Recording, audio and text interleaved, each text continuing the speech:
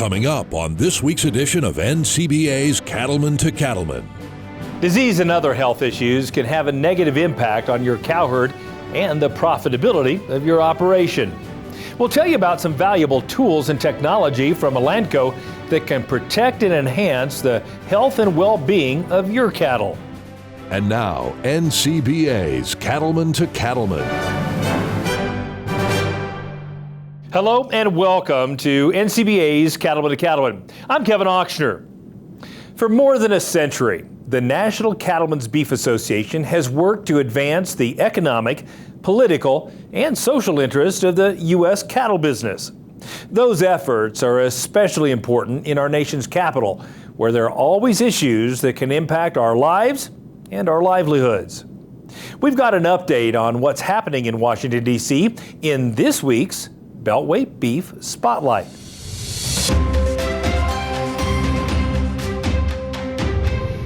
Hi, everyone. Chase DeCoit here at NCBA's Center for Public Policy in Washington, D.C. You know, for some of you that might have been watching for a long time, I might be a familiar face from NCBA's Beef Quality Assurance Program, but have recently transitioned to NCBA's Government Affairs team, where I'll be working on issues including animal welfare, animal disease traceability, and food safety. I'm excited to work on NCBA's policy division to further our overall goal of limiting government intervention and ensuring a positive business climate for our producers by advocating for them here in Washington, D.C. I plan on using the knowledge that I've gained in my role with the BQA program about how our industry proactively educates and trains producers on the highest standards of animal welfare and ensuring a quality beef product, but sharing that story here in Washington, D.C. with our lawmakers and regulators to ensure that they don't interfere in the good work that our cattle producers do each and every day.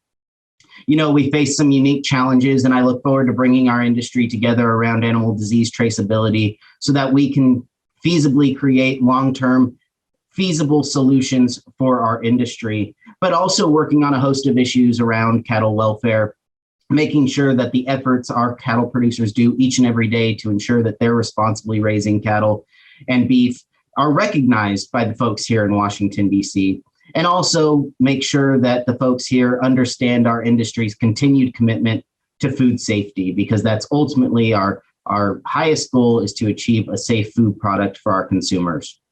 It's exciting to work on these new topics while bringing the knowledge that I've gained from my experience here at NCBA for a long time to this new issue set and to help the team here in Washington, D.C. assure that we accomplish our goals for you as our members of NCBA.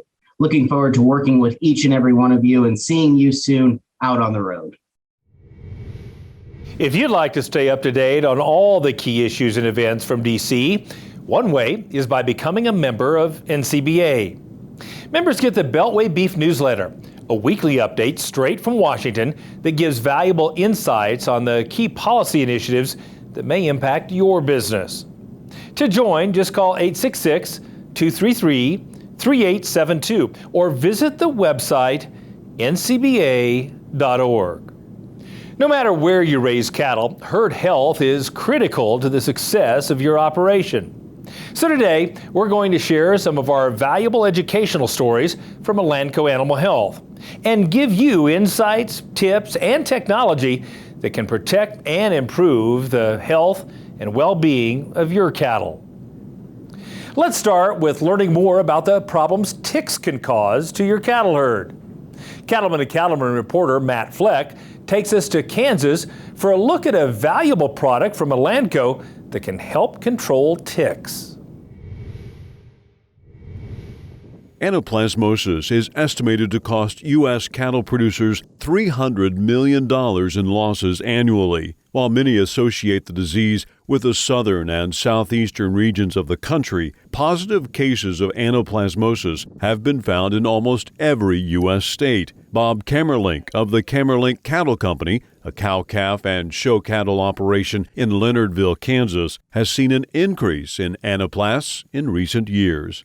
We run a cow-calf operation, sell a few club calves along the way. Most of it is commercial as far as that goes, but Got granddaughters that are showing, and it's truly a family operation between my wife Janice and myself, and then I got the 2 granddaughters and the boys. All of us are involved in this thing. Probably within the last 8 to 10 years, this anaplasmosis thing has really popped up around here. But there's a lot of guys out here that don't have a clue on this thing. They'll have a cow that dies in a pasture. They just write it off. They don't even get a vet out to figure out what went haywire.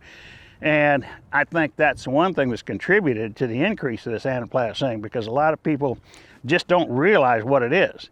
Dr. Catherine Reif is an assistant professor at Kansas State University in the College of the Veterinary Medicine Department of Diagnostic Medicine Pathobiology. Dr. Reif has been specializing in the study of anaplasmosis in cattle for more than 4 years.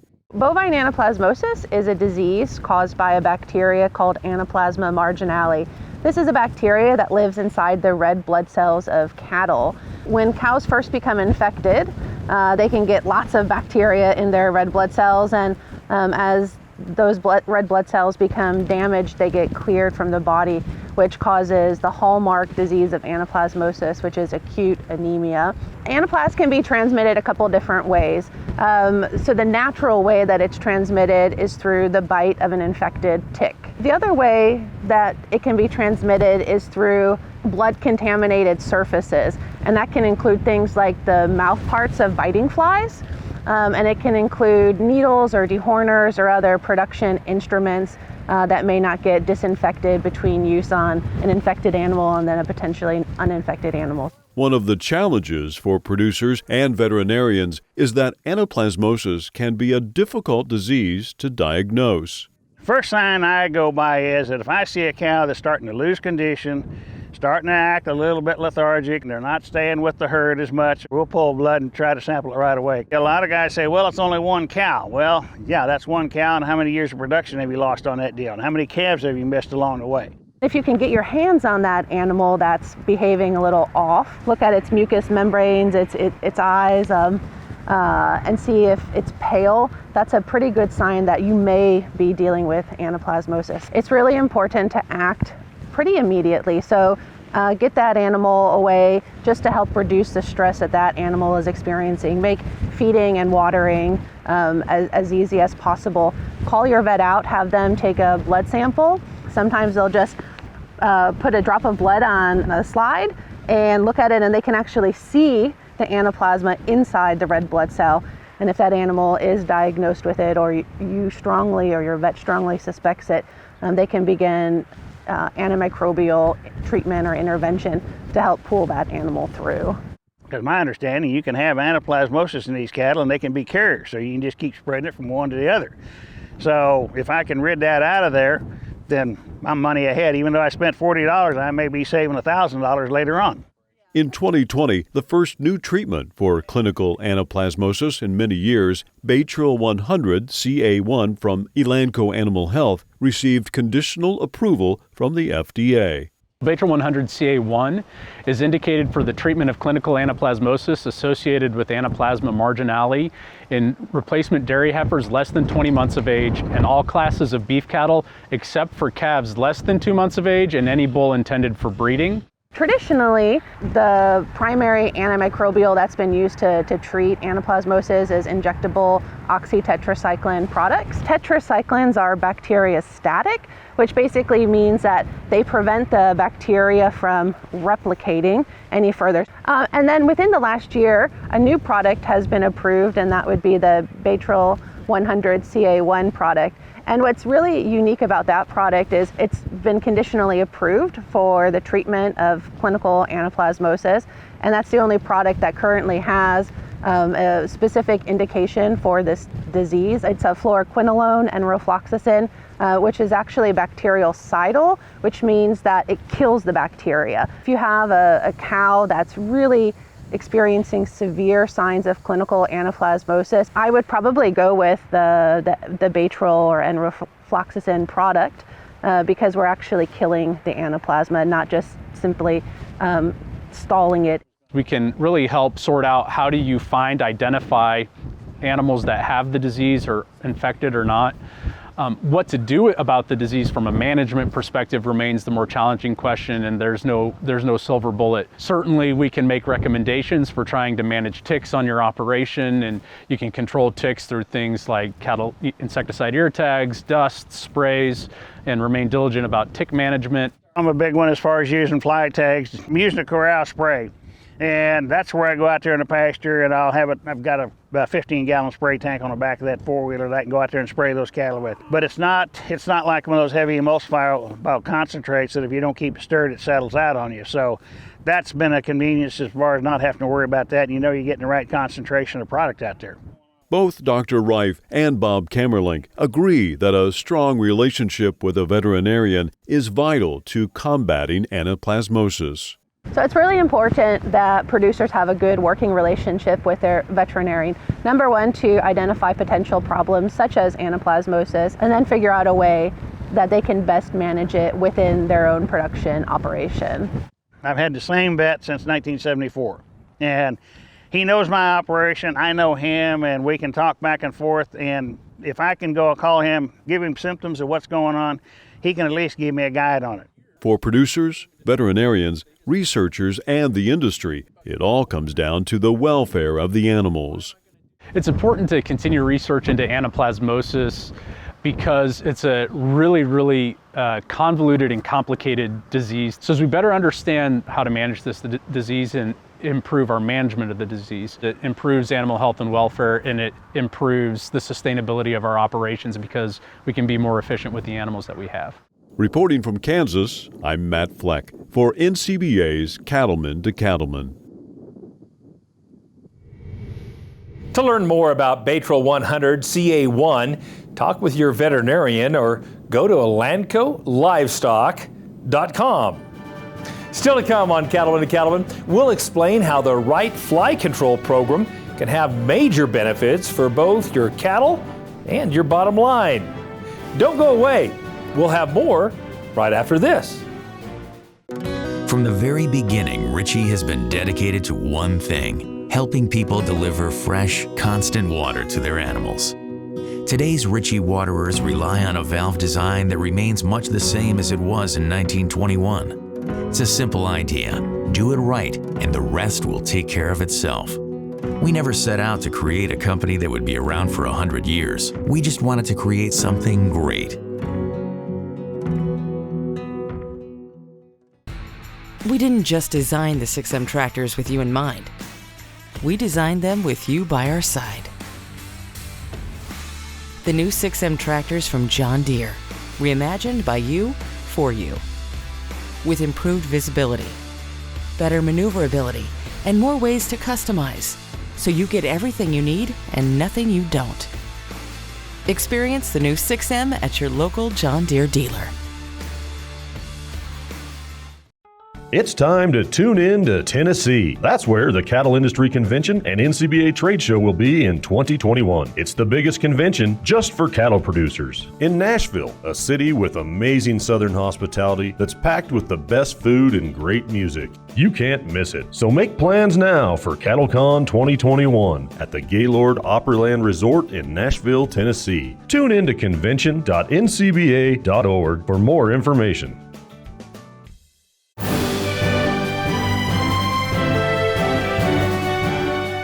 Flies are often an underestimated menace to and can have a significant impact on the performance of your cattle. Cattlemen to Cattlemen reporter Brian Baxter has more on how the right fly control program can help keep your herd healthy and productive.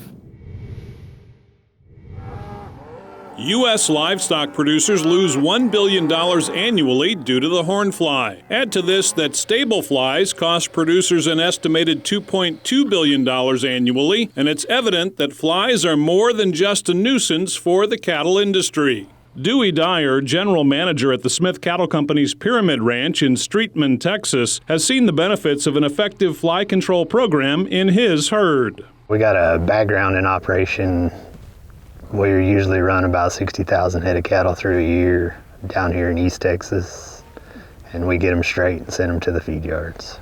We want them to have a good frame on them and for them to weigh about 700 pounds. ready to go to the feed yard and eat and go on. East Texas in the summer can be hot, wet, and muddy. It's a perfect breeding ground for flies. Usually the worst time for us is about June and July. The cattle just keep walking and fighting flies, and the gains go down if you don't do some kind of fly control. It seems to affect all the cattle the same, and more so probably the straight Charolais. You can see it on them more than anything, but we fight all classes of cattle with flies. And the fly tags have been really good for the way our operation works.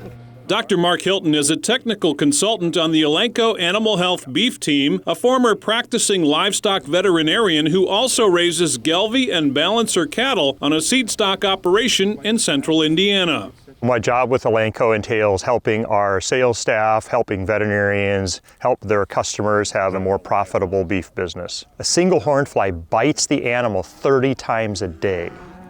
So if there's 500 hornflies on a cow, that means she gets bitten every 6 seconds. That's not fair. Our cattle deserve the best we have every day, so we've got to use some kind of control to take care of the flies. Picking the right products and the right time to use them is critical to fly control success. Fly control protocols are easy and complex.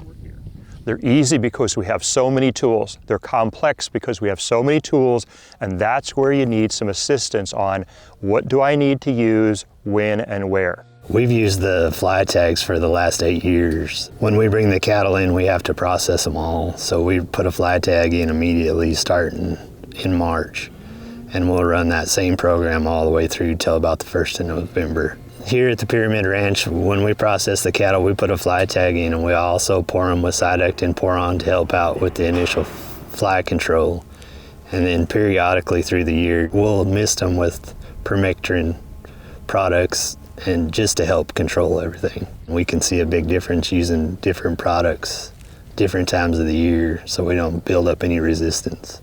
For cattle producers starting a fly control program for the first time, Dr. Hilton suggests considering the Corathon insecticide ear tag. Corathon is the tag that really changed the entire industry on fly tags. They made the technology where 50%, that's 50% of the weight of that tag is insecticide. No one had ever been able to figure out how to manufacture a tag with that kind of concentration. As a veterinarian, I will get a thanks doc. Once in a while I get a phone call, a week later, hey, those calves you treated are doing great. But I never get thank you phone calls on a product. It happened time and time again on Corathon. Producers would call me a month, 5 weeks, 6 weeks after we put the tags in and said, that's the darndest tag I've ever seen. Our fly control is amazing.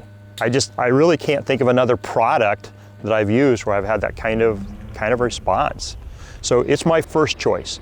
If another producer asked me my opinion on fly control, I would tell them to use the Corathon fly tag with the Cyduct and Poron and misting them with the permethrin throughout the year. When I think of overall fly control and the benefit to the animal and the producer, I think number one, animal welfare. My cattle deserve the best every day, and it's the right thing to do to not have them fighting flies all the time. In Texas, I'm Brian Baxter reporting for NCBA's Cattlemen to Cattlemen. To determine the right fly control program for your operation, talk with your veterinarian, animal health consultant, or you can go to ElancoLivestock.com.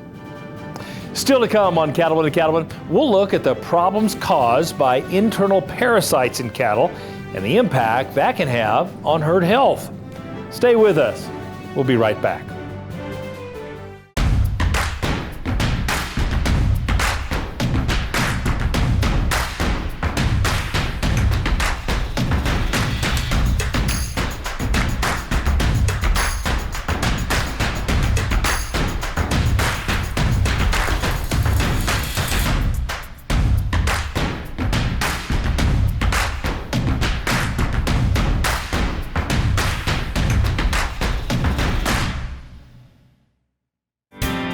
cattle producers across the country work hard to care for their animals and their land. The USDA's Natural Resources Conservation Service is there to help. Find out how you can work with NRCS to develop a conservation plan for your operation. Find possible funding resources for implementing conservation practices, or get free expert advice on ways to improve your farm or ranch. Visit the website nrcs.usda.gov today.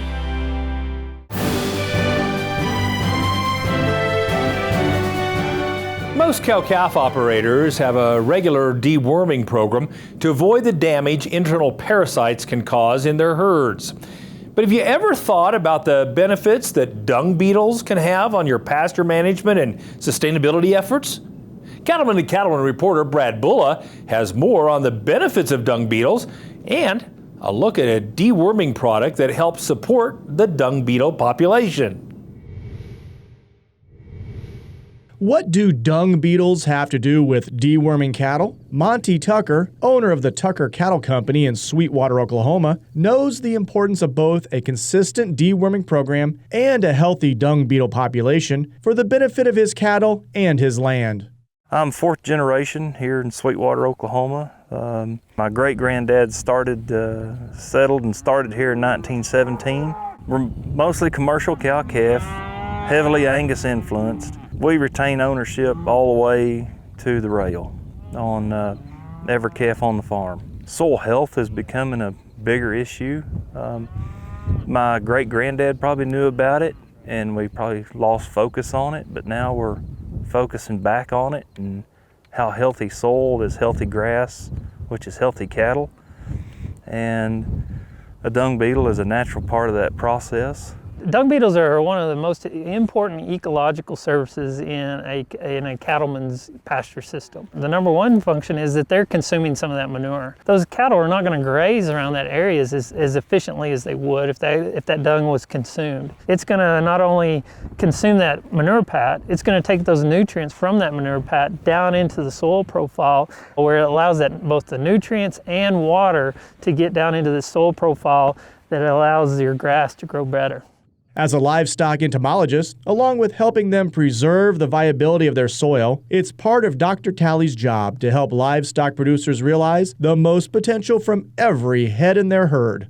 Parasites are a major issue for cattle production, and when we think about parasites, it's one of those that can really hit your pocketbook very, very hard.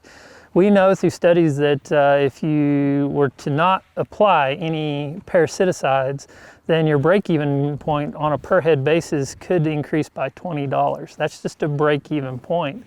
That's not taking into the losses that can occur when you have large infestations of parasites.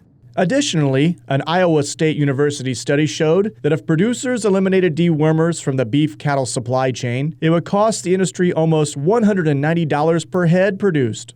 Keeping a good control on parasites, when you retain ownership like I do, we see it into the next system and the next system. If they're parasitic when they go on wheat pasture, they don't perform, they don't come off wheat as heavy. When they don't perform, they don't grade. When they don't grade, it's a lower quality cut of meat, and I don't get paid as much.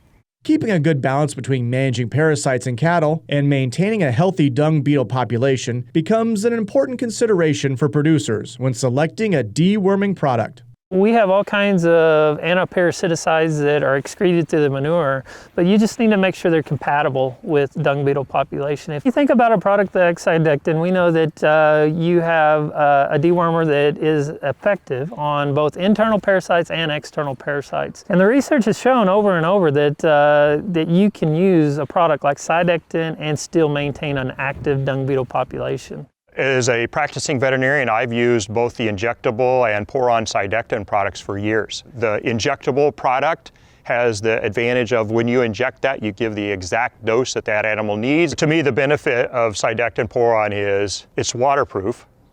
It has a purple dye so you can tell which ones you did. It has a 0 slaughter withdrawal. It lasts 28 days against Australtasia.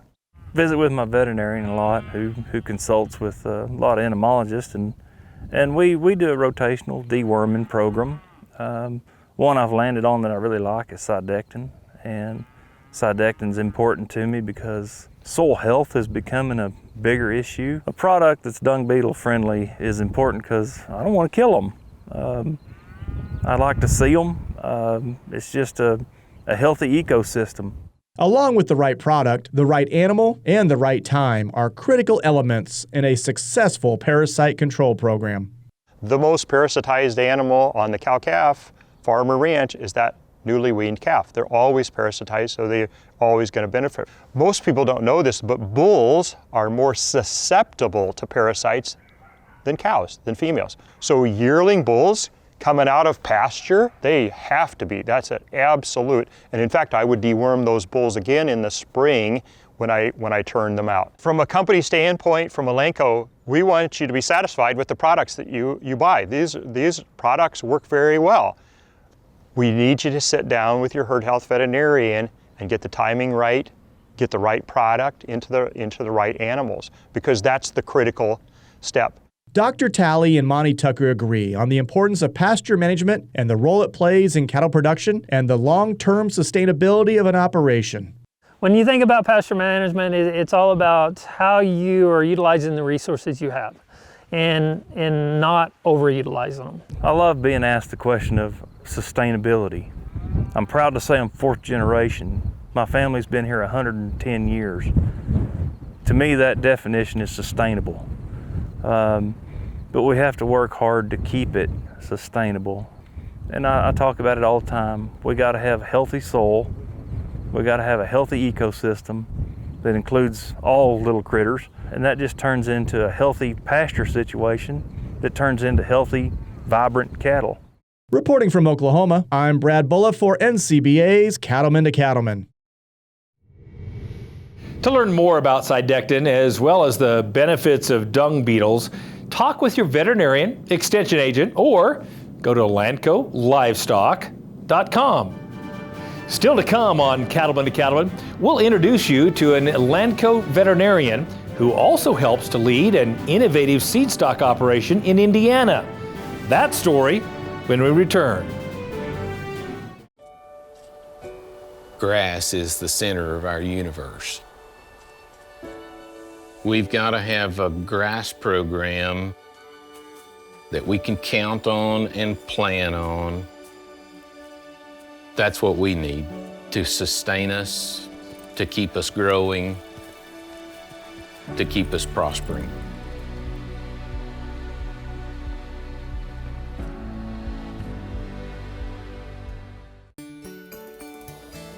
That certain time in the day when you can take a deep breath, knowing your work is done.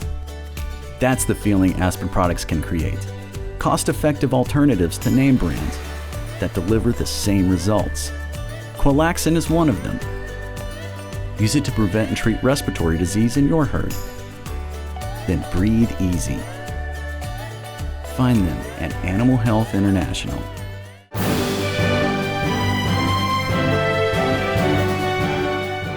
As we travel around the country gathering information for educational stories and producer profiles for the show, we often come across people who not only work for companies that support the beef industry, but who are also cattle producers themselves.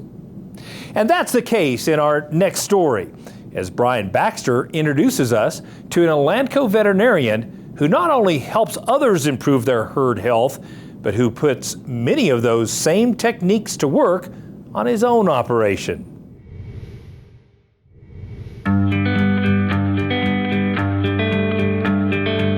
Dr. Mark Hilton's work as a veterinarian has taken him all across the country, and he's seen firsthand some of the challenges cattle men and women face.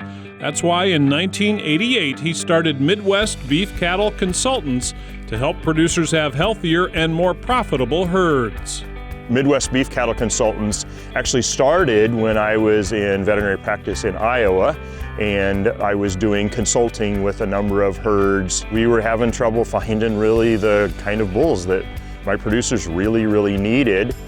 I listened to what they liked about the genetics they had, and I listened to what they said frustrated them. And so I took the idea of, hey, let's produce what they're really wanting. And I had some really good producers in Iowa, and I bought a few seed stock quality cows from them. So that's how Midwest Beef Cattle Consultants started. A former Purdue professor now based in Indiana, Dr. Hilton has joined with several partners to expand the number and variety of bulls offered through Midwest Beef Cattle Consultants. Even so, the mission remains to provide practical information and herd-improving genetics that will enhance any operation's bottom line. Nutrition's got to be right, the environment's got to be right, but the genetics have to fit what they're doing. And one of the things I tell them all the time is you should develop a cow herd that has the genetics that really fits where you live. Don't try to force something. You know, if somebody calls me up and says, hey, I'm interested in your bulls, I don't say, great, I'll send you a catalog and you can buy a bull from me. Well, what's the use of this bull? Is it going to be on heifers or on cows? Because there's a difference. Are you keeping back replacement females or not? What's the genetics of your herd? Dr. Hilton was once named one of the 20 most influential bovine veterinarians in North America, so his words carry a lot of weight. Over the years, he's become a firm believer that one easy way a producer can improve the performance of their cattle is to increase the heterosis in their herd. If you take your whole herd, put them in a blender, hit blend and pour out one cow, what percent Angus, what percent Simmental, what percent Gelbvieh, whatever, and as soon as that producer says, well, my cows are probably 80% of one breed, they need heterosis. The thing is, we've known since about the 1920s that heterosis or hybrid vigor is a positive influence for the commercial cattle producer. That's 100 years ago. To me, it's a bit embarrassing to even have to talk about it. Hybrid vigor, that's the low-hanging fruit. If we can go into an operation that is the majority a single breed, it's really easy to go in there and make improvements. I mean, right off the bat, you get that calf that's going to jump up and nurse a little quicker. You're going to have probably a little bit better calf survivability, so you're going to have more calves to wean at the end of the day. Those calves are typically going to be 20 pounds heavier at weaning, and then big picture is the females. I mean, you're going to have a female cow that's going to last a year longer, and that pays huge dividends. And Dr. Hilton says when you're making decisions on your operation, it's also important to keep in mind your target at the end of the road, the beef consumer. One of the things that we've really focused on over the years is making sure the marbling scores are really good in the bulls that we're using, because every one of the offspring of these bulls are going to get consumed at some point. So we have to think about our consumers. It's super important. In 2016, Dr. Hilton joined Elanco Animal Health as a technical consultant on the beef team. This role gives him more chances to interact with cattle producers across the country, giving them advice on how to reach their goals. When you look at your herd, I think it's really smart to have an outside person look at that herd with a different set of eyes and talk about what are you doing really well? Because everybody's doing something really well out there. But what are the things that you really want to improve? And if the genetics thing has slipped, you need to find a genetics supplier that you really trust. Somebody that has the same goals that you do. Midwest Beef Cattle Consultants holds a bull sale each year in March. Before the sale begins, there's time to connect with their customers, grill up some steaks, and share a meal, including an amazing array of homemade pies. It's a family atmosphere, but they know the bull buying decisions made here are critical, and they work to make sure the genetics are on target to help their customers profit. We try to develop these bulls that, after you've had them for 2 or 3 years and you're keeping females out of them and you've just got too many genetics out of his line, that you don't take them to the sale barn. You go on, and we're going to connect you with one of our other clients that's looking for a mature bull, and that bull can go on to his herd. We may see some of our bulls go to 3 or 4 different herds in their lifetime because they're out there at 8, 9 years old still breeding cows. I love helping people, and I love the positive feedback that I get from our customers. It really gives me a high to hear them call me up and say, wow, they're even better than you told me they were going to be. That's a kick for me. I always tell people, I don't want to sell you a bull. I want to sell you all your bulls.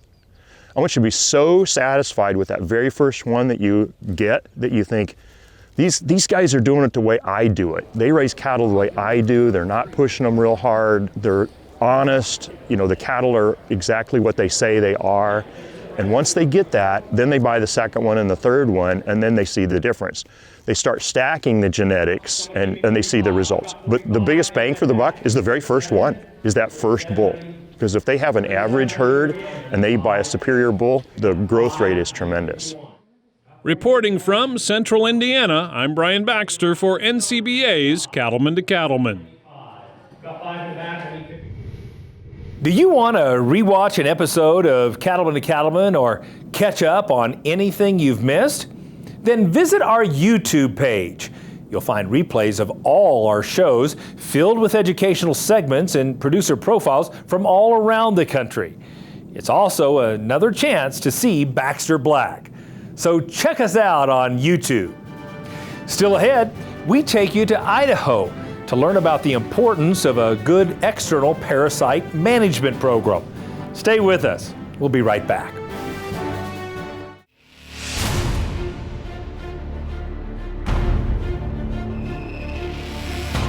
When the field is your office, you never get tired of going to work. Cut, rake, bale, repeat. New Holland offers the power and versatility to get through the day.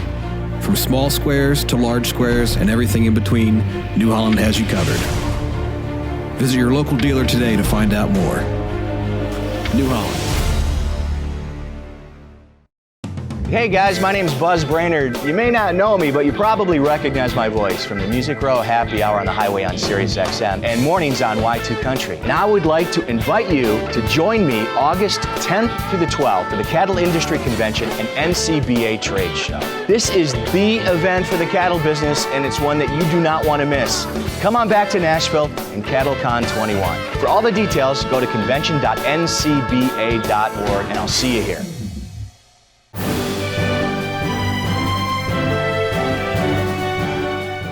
No doubt, winter puts extra stress on cattle, and during colder times, lice can also become a significant problem. In fact, a lice issue can irritate and stress your cattle and rob them of performance. Matt Fleck has more on how you can control lice in your herd. With colder weather comes an increased threat of lice infestations in cattle. Dr. Bethany Patterson, a veterinarian practicing out of Hagerman, Idaho, knows firsthand the challenges lice can cause to cattle and the impact to a producer's bottom line. Lice make cattle extremely pruritic or itchy, and that is a source of irritation, which their irritation in and of itself is associated with decreased weight gains. The irritation also causes them to rub a lot, and so that causes them to lose hair, and also could potentially cause damage to facilities or equipment. So lice is definitely a cool season pest. Typically, the irritation and rubbing would be some of the first signs that producers see. Hair loss can be seen on the neck, the top line, and around the tailhead typically. Lice is definitely contagious. They can spread very rapidly. Certain types of lice don't even or can reproduce asexually, and so it's definitely a problem, and if not taken care of, can get out of control pretty fast. In southern Idaho, the Anderson family has a long tradition of exceptional care and attention to the health of their Hereford cattle, starting when their operation was founded.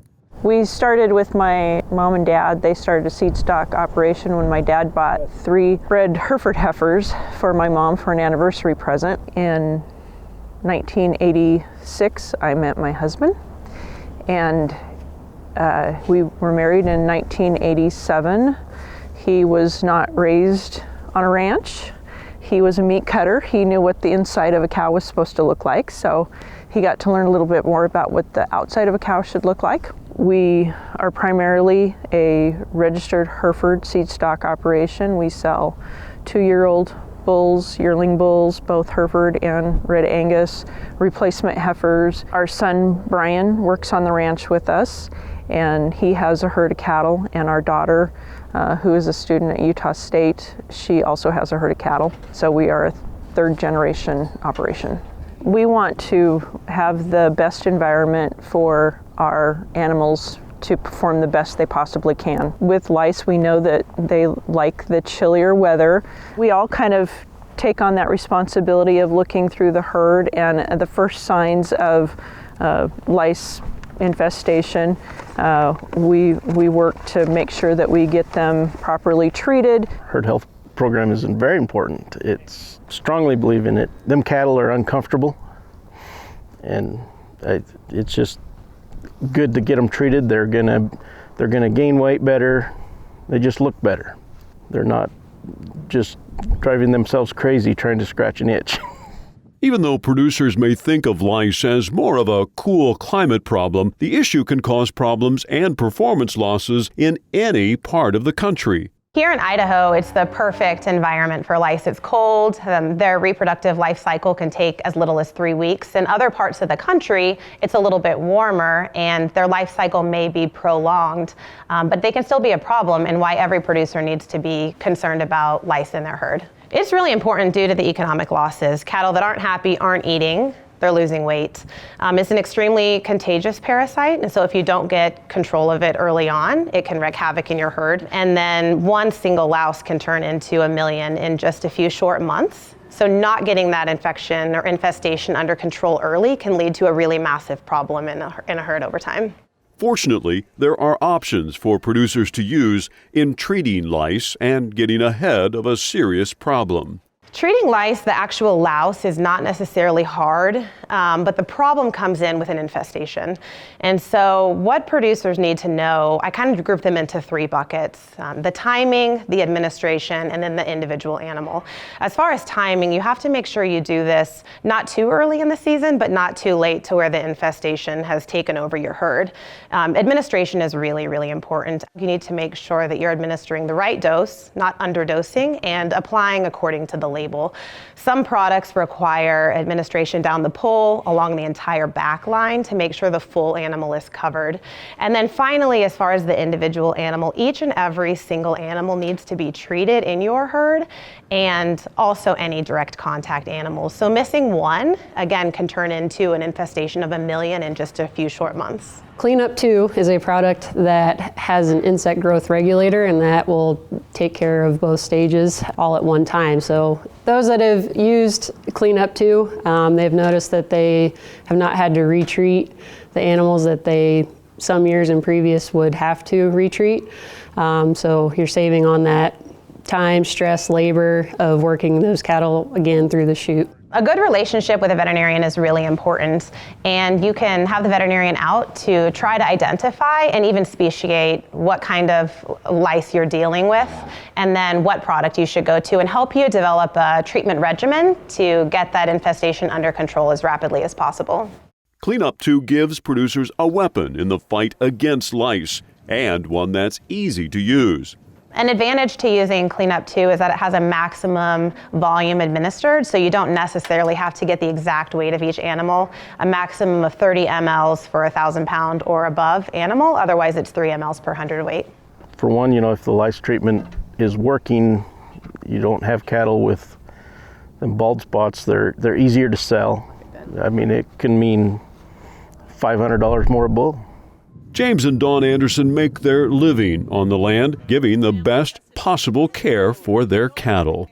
The reason that James and I chose to come back onto the farm is there is no better way to raise children.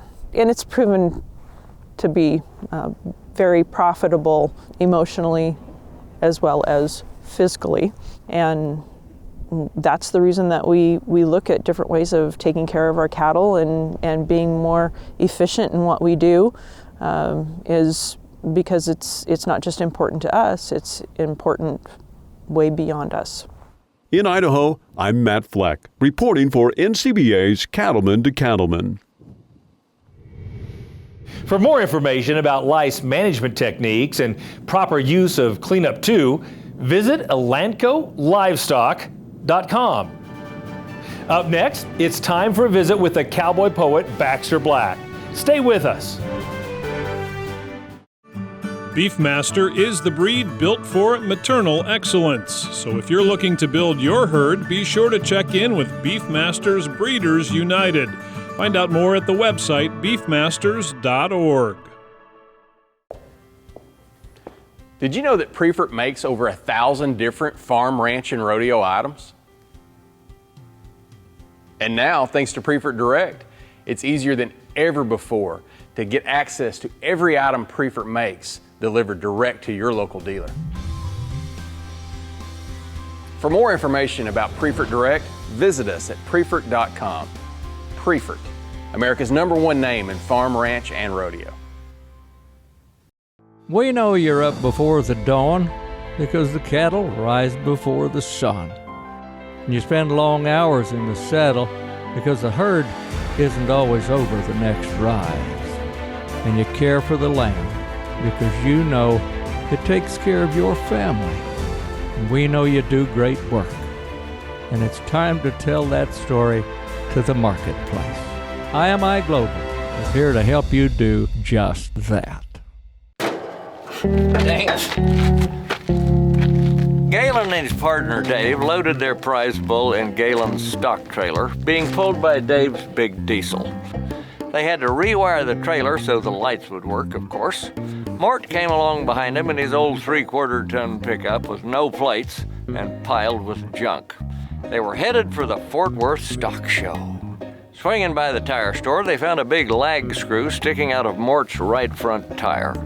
Meanwhile, while maneuvering the diesel to gas up, Dave ran over a curb and sliced a sidewall on Galen's trailer. Cost him almost $600 just to get out of town.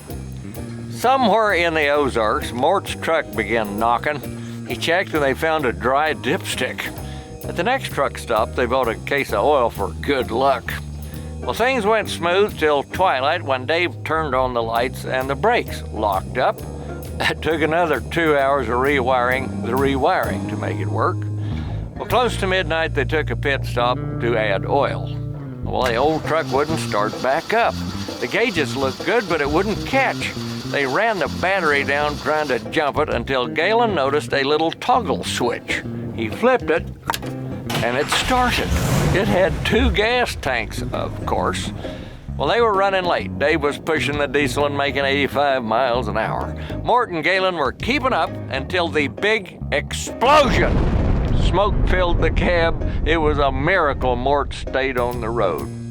They bailed out and then parked the wreck on the highway and climbed in the diesel with Dave and finally made it to Fort Worth in the middle of the night. Well, the boys were pretty shaky, but they managed to unload the prize bull at the tie-outs and headed for the motel. Next morning, things looked better in the light of day. "Yes, sir," said the optimistic Dave. "We had a few setbacks, but I got a feeling our luck is going to change. You two go feed our blue ribbon bull, and I'll go check us in." Well, the positive attitude was contagious. "Let's go get our star," said Galen, patting Mort on the back. 20 minutes later, Dave returned. He had lost his jaunty demeanor. Unfortunately, he had forgotten to make their entries. This is Baxter Black from out there. Nasalgen 3 is a new 3-way intranasal BRD vaccine that offers young calves unrivaled protection against devastating respiratory diseases, including IBR, BRSV, and PI3. And it has a unique blue shadow, so there's no second guessing which animals have been vaccinated. To up your protection, choose new Nasalgen 3 PMH, the first and only 5-way intranasal vaccine on the market. Talk to your veterinarian and visit nasalgen.com to learn more. Now a BQA tip from the Beef Quality Assurance Program. It's really important for cattle producers to assess their cattle handling, and National BQA has a tool to do that. No matter if you're a feedlot or a cow-calf producer, they have a National BQA assessment manual that helps you identify some handling issues that you may have when processing cattle through a chute. So if you can process at least 100 head and mark every time an animal slips when they come out of the chute, if they vocalize in the chute before a procedure, if they run when they exit the chute, use an electric prod on cattle, all of those situations indicate that we have some area and room for improvement when we're handling cattle during processing. So BQA's assessment guide helps you go through and look for those components that you would like to mark down when you're processing cattle to make sure that you can make improvements where necessary or continue doing good work where you see that things are going extremely well. Find out more about beef quality assurance at bqa.org.